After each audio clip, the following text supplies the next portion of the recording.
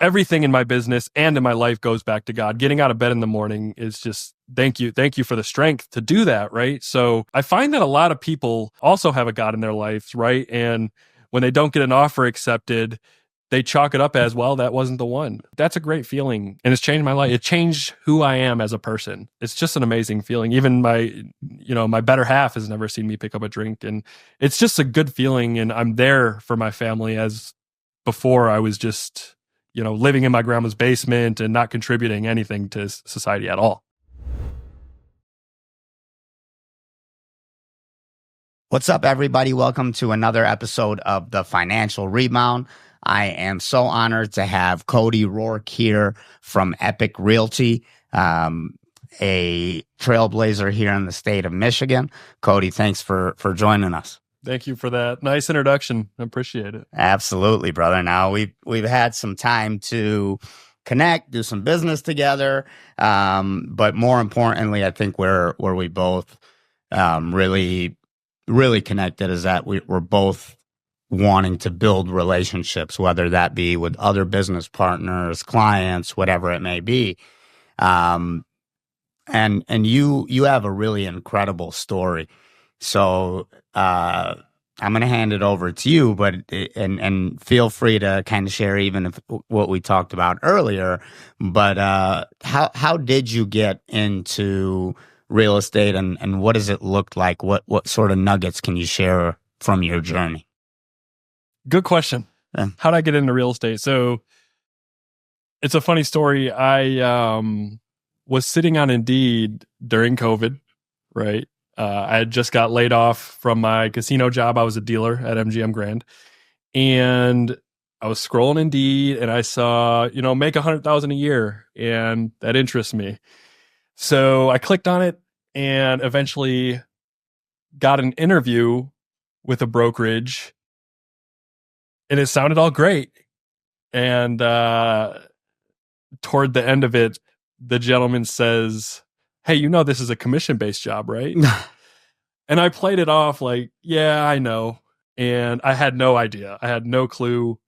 So, here we are today. I tried it. I jumped in both feet, and almost 5 years later, here we are. Yeah. Yeah, man. And you had an explosive year last year. And one of the things that you shared with me that, along this journey, obviously what we look for when we're connecting with people is other people that love to help people, put other people before them. And you're definitely one of those people. The more that we talk and get to know each other, it comes off naturally in how you speak, right? So I'm grateful for that. What would you say you shared something with me earlier about, you felt like now you can do anything. And what would you say has happened over the last 5 years, or really what's been your journey over the last 5 years where that got you to this point where you feel like you can do anything? Because I agree with you that you can. Yeah, great question. So before I was with Epique Realty, I was on a large team, and they taught me how to be a great agent. However, my branding was for the team. I was doing deals, and they taught you how to transact, and that was kind of the end of it. Scripts and training and how to transact. TCs, closing coordinators, all that handled my business. So I didn't know how to do anything except for get a deal closed, basically, right. Or get a deal accepted, rather. And since January, I switched over to Epique Realty, and I'm just learning so much in this last year about how to build my own brand, create relationships, and that the business is not just transactional anymore, And while I've always loved helping people, now I can really focus on taking my buyers and sellers to the closing and being a part of every step of the transaction, So that's been the major difference. Like, I'm involved in every piece now. I haven't used a transaction coordinator this year because I kind of wanted to learn the ropes. I didn't know how to do it. I was never taught. So I like being a part of that and making sure everything goes smoothly. Now, obviously, as I scale, I'm going to have to go back to TCs, but I just want to learn everything there is to know about everything, right? Love it, man. So this year's been definitely an interesting year in the real estate market.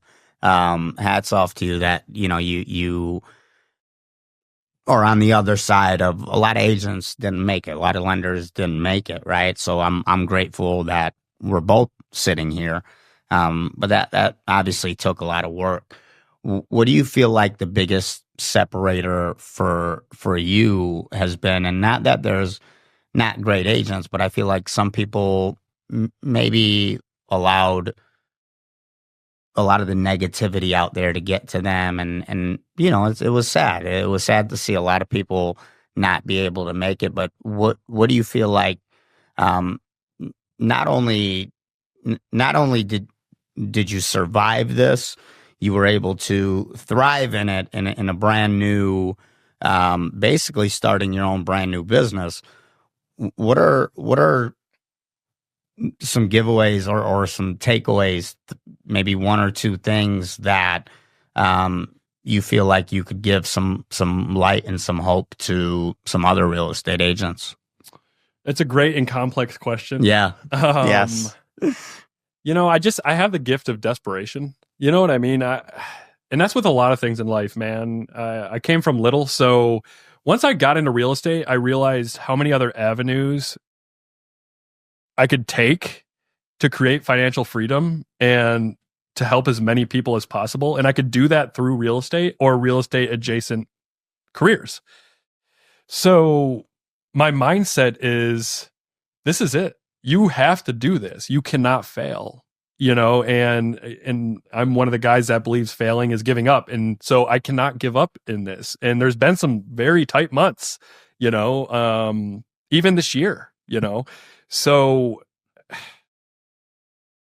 I think mindset alone is a major part of it. Not everybody has a group of agents or lender partners or title partners that are hosting meetings and lifting them up, right? So I've had the luxury of just being around a lot of people that help motivate me. And I have a family. I have a 20-year-old daughter. You know what I mean? A 20-month-year-old daughter. Excuse me, 20-month-old daughter. There you go. And she's got to eat, and we gotta live in the house that I bought, that I moved to for the school districts, and I don't want to move them back into an apartment or anything like that. So, and while it hasn't been perfect over the last 5 years or this year alone, discipline is hard, but I got to get out of bed every morning. I think about my daughter, I think about my family, and what I'm trying to do here. So to answer your question, it's mindset. It's mindset for me. Yeah. I love that. Mm-hmm. Now, one of the things that Anthony Casillas, when was talking about on our last workshop was, or might have been the one before, but he talked about a purposeful why, right? Like a lot of people are like, find your why, right? But it's got to be purposeful, and I feel like you found yours with your family, your wife and your daughter, where you just said it. I feel like a purposeful why has to be able to pull you out of bed in the morning on the days that you don't want to, right? And I think that sums up a lot of it, is like, what is discipline? Just doing a lot of the things that we said we would do, even when we don't want to do them. Because there's a lot of reasons in our world that there's always something happening, right? There's always, I've got to handle this, and it could be deflating and things like that. So I tip my hat to you rather on pushing through this. Now, with this kind of being a complex time for buyers and sellers because of, and I say complex because of what they're hearing from the media, right? Mm-hmm. The media is there to drive fear. They talk about a lot of things about the housing market crashing, and it's just not realistic right now, right? Mm-hmm. I don't know what it'll be in 30 years. Right now, it's simple supply and demand. We have way more buyers than we have homes, and that'll only increase with rates going down. But what's the main message you would push, or it could be a couple things that you would tell buyers or sellers that don't know what to do right now? Yeah, I mean, look, there's a lot of misinformation out there. And if you took the time to at least have a conversation with a realtor or a lender, you're going to find out exactly what you need to know. I mean, you're right. The media does drive the fear in any career, right? But housing is huge. And what we find is, I can give you a perfect example of this. I have a client who just closed on a house, and for very, very minimal money. You know, we found him a great house over in Redford, and he wanted to have a certain payment, and he didn't want to bring too much to closing. So once we got the offer accepted, you know, he put in his EMD. I think it was $1,350. You know, it was an affordable house. Yeah. And by the time we got to closing, the title company cut him a check for $200. Nice. He's got a less than $1,100 payment with taxes and insurance. I mean, if that's not affordable, I don't know what is. Right. I mean, most apartments are $1,200 right. around this area. So there is some affordability out there. If you talk to the right lenders, every lender has different programs, as you know. And every realtor is different in the fact that some are better at negotiating, and I negotiated them a hell of a deal. So stay away from the misinformation. Mm-hmm. Talk to the source, which is a lender or a realtor. What if they're not ready now? Then, you know, maybe. So I talk about this a lot, and I learned this from one of my mentors, Neil Dingra. But he talks about human beings we struggle with what's called depth perception, meaning we may think we're a year away from something, but in reality, we might be 6 months, 3 months, you know. But let's just say somebody is 12 months out.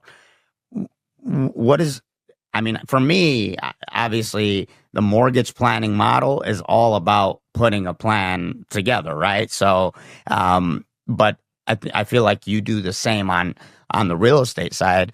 I think sometimes people think, okay, well, I'm not doing anything for a year, but can you talk about why it's important to still have that conversation even if you're not buying for a year? I mean, yeah, it's the simple answer is that what happens in 12 months when you're not qualified, right? And you've had this huge goal for 12 months and your credit's too low, or you didn't save up enough money, or whatever the case may be. I like to talk about personal experience. I love that. So I want to talk about a call I had yesterday with this exact situation.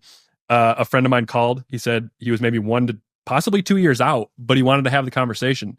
And what it came down to was the end of the conversation went like this: hey, why don't I just send you over some homes so you can see what the market looks like in the area you want to be, so that at least we know if there is something affordable that you're ready to make a move on, we could talk to a lender, right? So when I did the home search for him, there was about, I don't know, eight homes that were readily available for exactly what he's looking for. The next step this week or this upcoming week is to get him talking to a lender to see if he's going to be qualified or what he needs to do to get qualified, so that even if he's not going to pull the trigger for 12 months, he knows he's got to get a score up a little bit, or he's got to save a couple more $1,000 or whatever that may be. So this guy is setting himself up perfectly so that when his dream to own his first house is coming to fruition, he's already ready to go. So yeah, that's incredibly well said. That's, to me, that's how it should be done. And unfortunately, I think a lot of realtors and lenders are in a position where they need that right now. They can't even see 12 months out, right? They can't see 18 months out. But you're right. Sometimes there's something on the client's credit report that may be invalid, and we help them, you know, connect them with somebody to get that. Or they may have maxed out credit cards and their score is 600, but if we gave them 2 months, they had the ability to pay those cards off, and now they're going to be at a 720. The what it does to the interest rate or the type of loan that they're going to get all changes, right? And it's so smart to get ahead of it. So I really love that you said that. What do you enjoy the most about real estate, whether it's working with buyers or it's working with sellers? I mean, I want to scale my business, so you got to take listings to do that, Sure. right? It's kind of the passive income way of real estate. However, the fruitful part of it is working with buyers and building a relationship over time, looking at homes and getting to know their family and just all of that. So I will always continue to work with buyers, because the feeling you get after you take someone who never thought they can own a home to the closing table, signed, and now you give them the keys, and now they've owned a home and they cry, and it's the best feeling ever. That's a huge part of why I do this. So I love that. I love that, man. I feel like we all need to do a better job as lenders and realtors of getting the message out there. I think the stat was, I think it's 43% of first-time home buyers think they need 20% or more of a down payment to buy a house. Mm-hmm. I mean, when you start to talk to Gen Z and even a lot of millennials, is a lot of them think home ownership is completely out of the picture, and it's not, right? But again, they're getting their information from that some of the wrong sources. What sort of things could you, or do you have a personal story, or what advice would you give to first time home buyers that don't think that they could afford a home? Is it as simple as pick up the phone and have a conversation with somebody like yourself? It is that simple. I mean, the first question I'm going to ask is, how much are you paying in rent right now? Right. I mean, if it's $1,000 a month, would you be okay paying $1,200 a month to own a house? Right? To it's an investment, right? It's going to go up over time. And if you tell me, no, I just want to pay $1,000 a month, all right, cool. Let's talk to a lender. Right. We can find you a home for $1,000 a month in a few different areas, right? And it is as simple as just picking up the phone and finding out. And even if you're not thinking about buying your first home for 5 years, it's like, hey, let's put the fear mongering to rest from the media and say, here's your pre-approval. You don't have to use it, but you can get approved for a home. Right. So love that. Yeah. And I feel like a lot of people, again, either they think it's too far out, or the other part of it is that they don't want to get denied, right?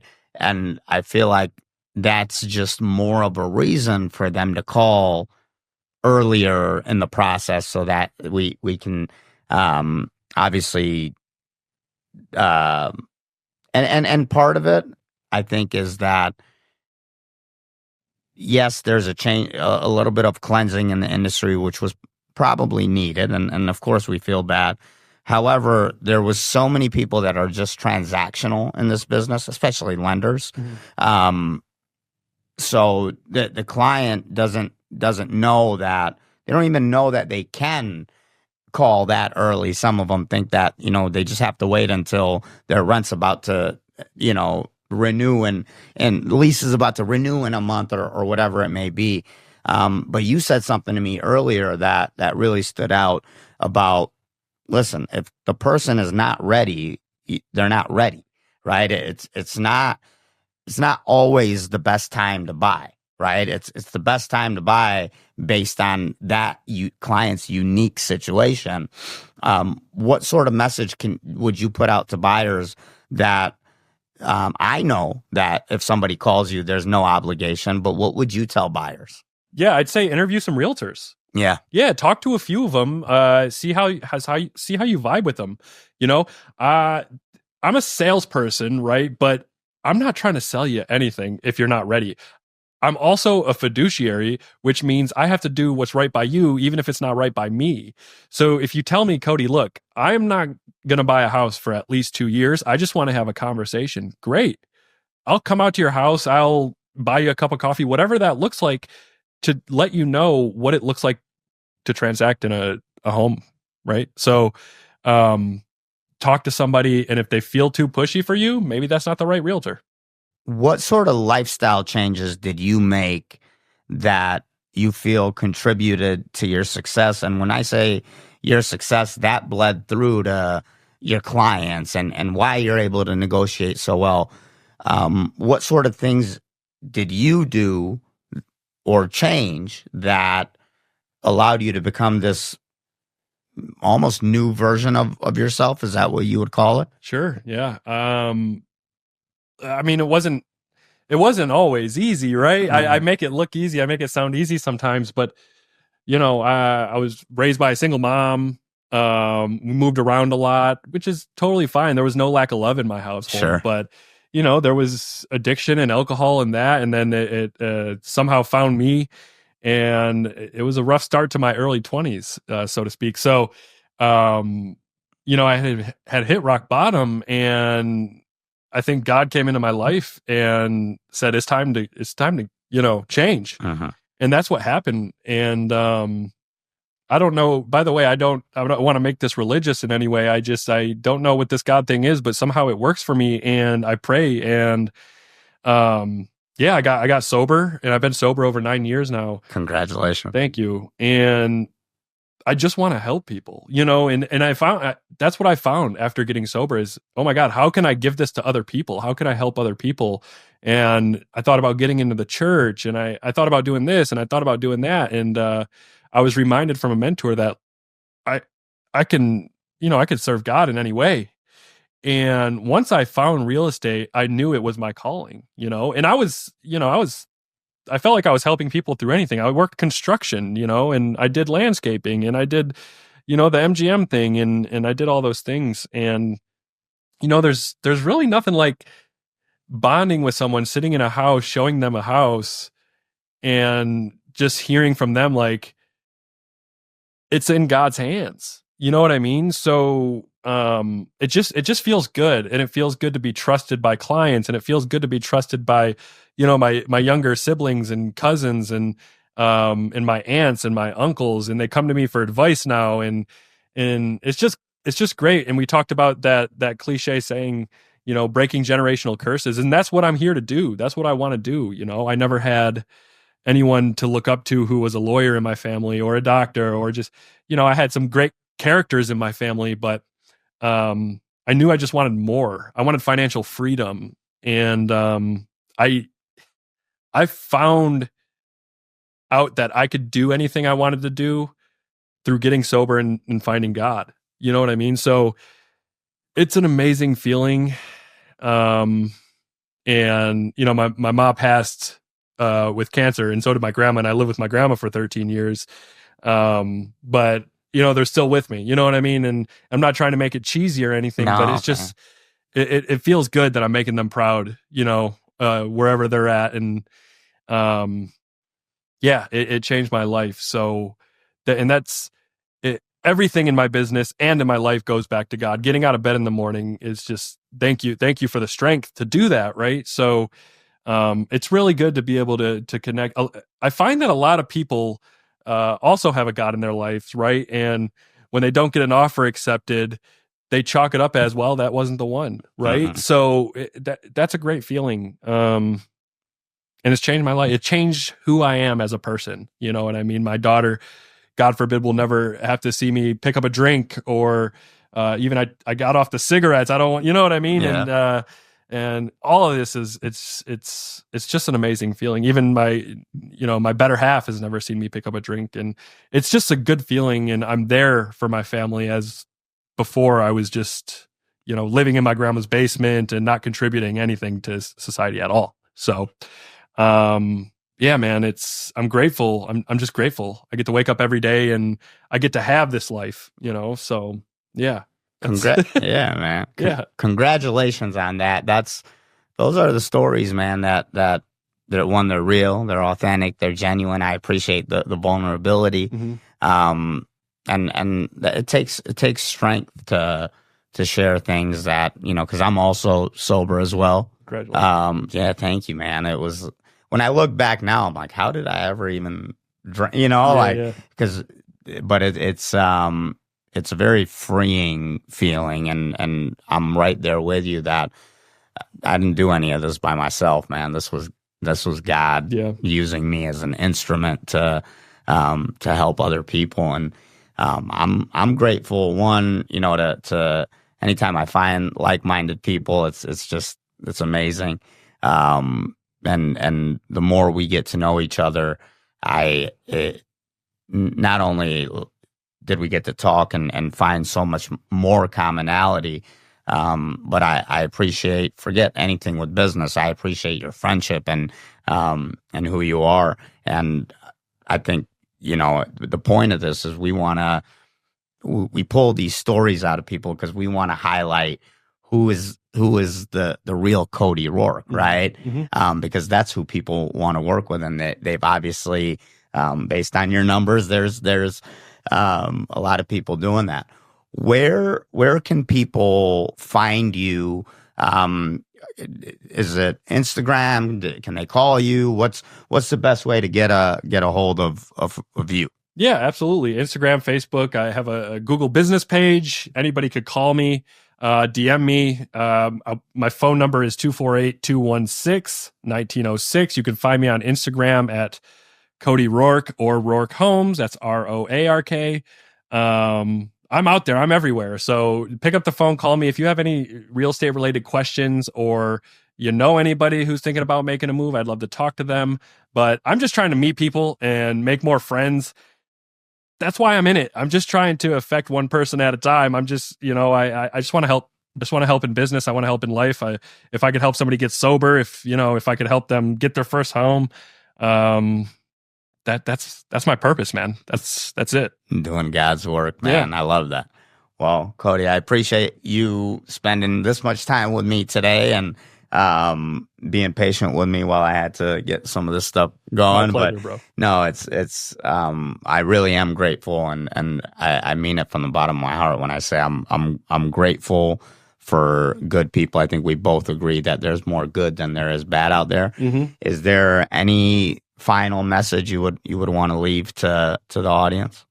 No, man. I would just say, get out there and talk to people. Just this. I mean, pick up the phone. Yeah, pick up the phone, man. It's like, I'm not trying to go off on this political thing at all. It's been rough these last few months with the back and forth, but most people are good. Thanks for pointing that out. I mean, like I said earlier, it's easy to give someone the finger in traffic, but I bet you if that guy pulled over and you did too, you'd like him, right? Right. So, yeah, man, it's not perfect, but just progress over perfection. I love that. Yeah, I love that. All right, brother, man. Well, we appreciate you being on. I'm sure we'll have you on again. And we'll make sure to get your info put out on all the wherever this is going to be distributed at. Absolutely. Grateful to be here, bro. Thank you. All right, brother. Appreciate you.